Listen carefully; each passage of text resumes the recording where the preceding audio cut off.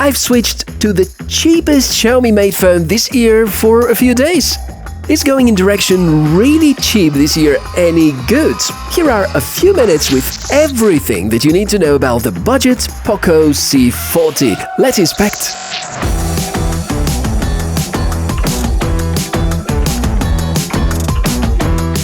When you hear about a brand new smartphone designed and manufactured this year with a 6,000 mAh battery and a price tag of around $150, you might think, shut up and take my money.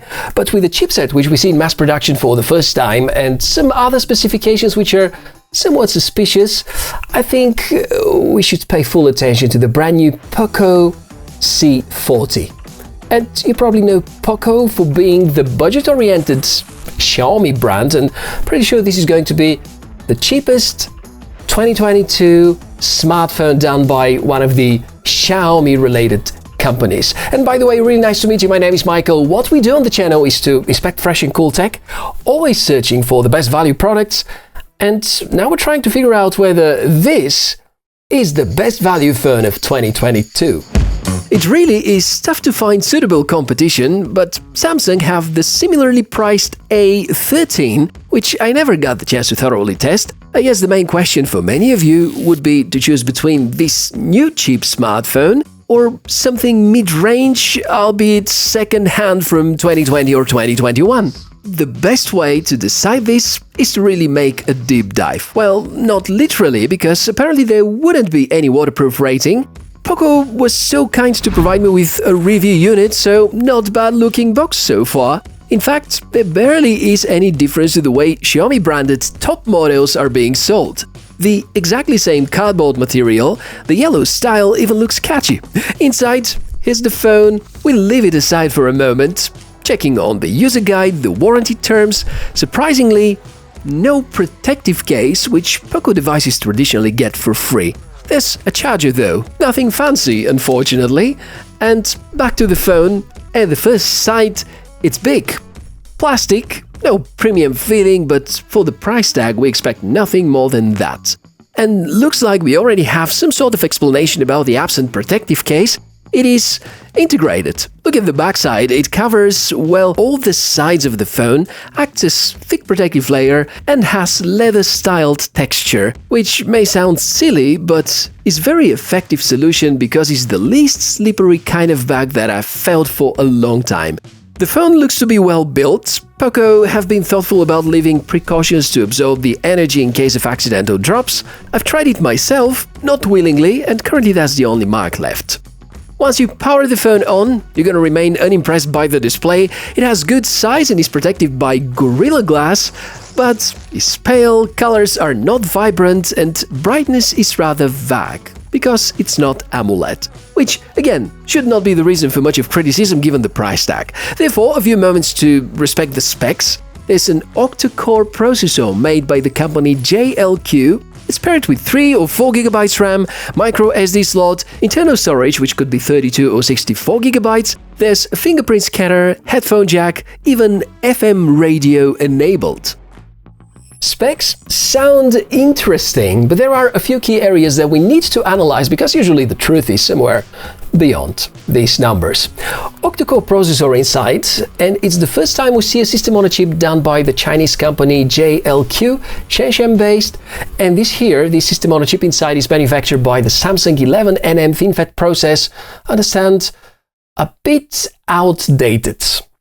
RAM and storage have also been brought down to the tolerable minimums for the price tag, with 3 or 4 GB operating memory configuration or storage which could be 32 or 64 GB. Good news, inside we've got a micro SD slot which supports up to 1 TB storage, and that's no joke, 1 TB that you can add, but I can promise you that if you add 1 TB of photos, for instance, the phone is gonna become really laggy. The other interesting component is the battery inside, and probably that's the main reason for the thickness of the phone, because it's obviously a bit bigger than most similar smartphones. 6,000 mAh are not a joke, and combined with not too bright display and a conservative tuned CPU, I think results are gonna be pretty good.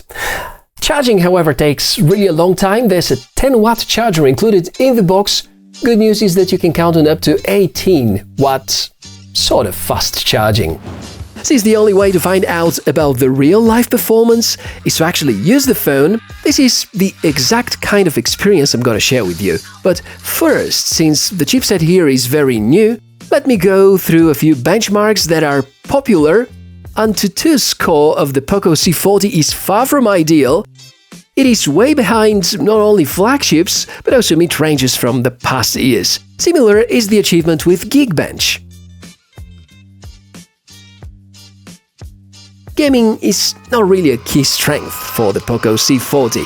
It's gonna be a struggle to run most games that are requiring good graphics processing.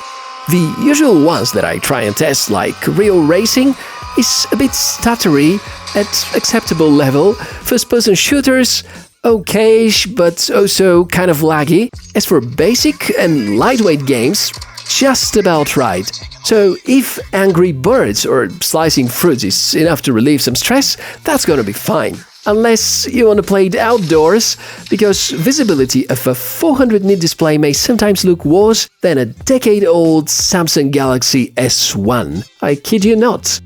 Browsing social media activities, video playback, they also are not shining but can work well.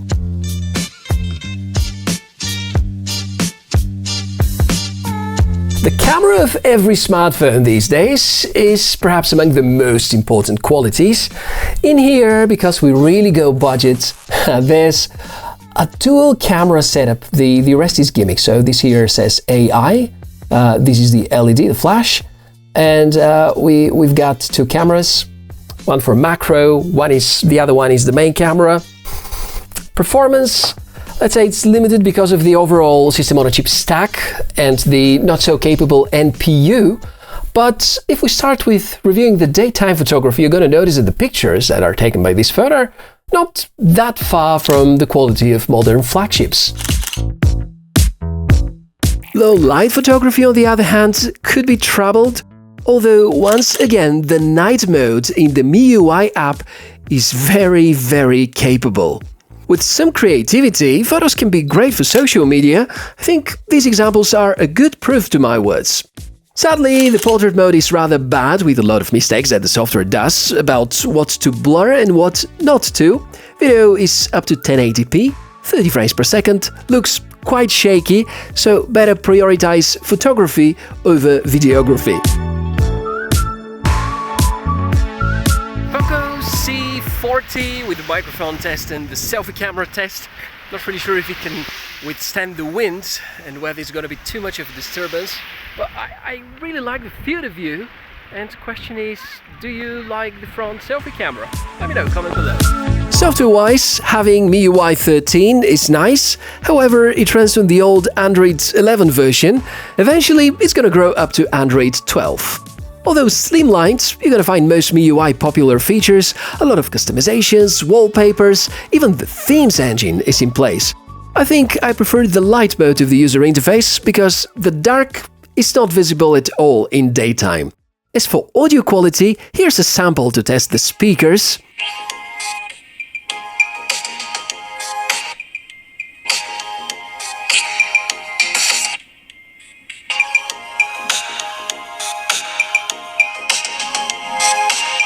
Although the covered frequency range is poor, the speaker can be loud. And here's another interesting feature, flashback to a few years ago, where the fingerprint scanner used to be on the back for some phones, here as well, and it works. We also have a stereo jack, which, if utilized, unlocks the feature of an FM radio, something like the grandfather of Spotify, in case you haven't heard of it. As for testing the connectivity capacity, no Wi-Fi 6, but given the processing power, you wouldn't need it, and mobile network support is up to 4G. Drawbacks, and I underline that these are collected through the prism of the price tag. The old version of Android that it is launched with, as a starter, certainly is gonna get updated to Android 12. It is bulky, the display is too pale, many features of the camera app are missing, the processor is somewhat slow, and there is no 5G support, something that the Galaxy A13 provides. a feature with questionable effectiveness because the speed that 5G networks can provide doesn't really correspond to the hardware capabilities of what we have inside. But that's the Poco C40, obviously not the best value smartphone of the year, but if your incentive to watch this video is to find something really budget-friendly with very good battery life, which can make phone calls, get you through Facebook and stuff, yeah, that could be a very good choice. If you're looking for a gaming-oriented device which wouldn't break the pocket and you want a nicer display, better features, more RAM, etc., then probably last year's Redmi Note 10 Pro or even 2020's Redmi Note 9 Pro, they could be kind of better choices because secondhand you can find them for a price of around $200. So that's everything about today's episode, and in case you have more questions about the Poco C40, be invited. Comment section is down below the video where I would love to hear from you. Would you go for such a budget-friendly device if you have no other choice, or you prefer something secondhand, albeit a bit older? Yeah, that's actually a good question. So, thank you very much for watching this episode on my channel. I'm Michael, and we'll be back with more cool tech inspections in the coming days. So stay tuned. See you around. Bye.